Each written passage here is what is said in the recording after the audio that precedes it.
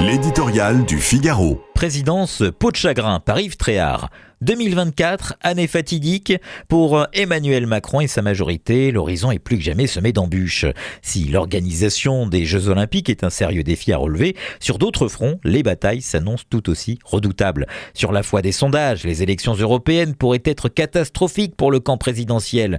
Par ailleurs, la menace d'une motion de censure rassemblant le nombre de voix nécessaires pour faire tomber le gouvernement n'a jamais été aussi grande. Rien ne va plus. Le chef de l'État n'a pas su, comme promis, se réinventer. Il y a certes l'usure de l'exercice du pouvoir et la fatalité du second mandat, mais c'est surtout le refus de voir la réalité en face qui est en cause.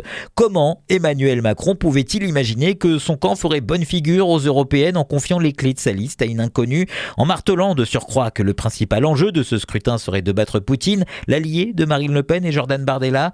Les Français ne sont pas dupes. Ils ont d'abord le regard vissé sur leur pouvoir d'achat et s'inquiètent de la montée des violences qui répandent la mort, même chez les plus jeunes.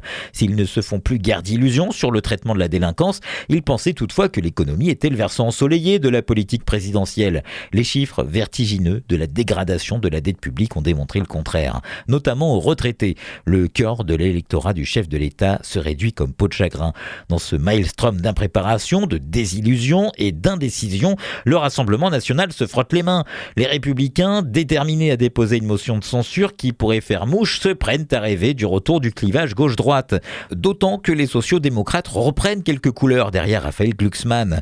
Le nouveau monde 100 fois promis n'a jamais vu le jour. Emmanuel Macron en rejette volontiers la responsabilité sur ses ministres, lesquels seraient pourtant en droit de lui répliquer « Ça fait quand même 7 ans que vous êtes là, monsieur le président ».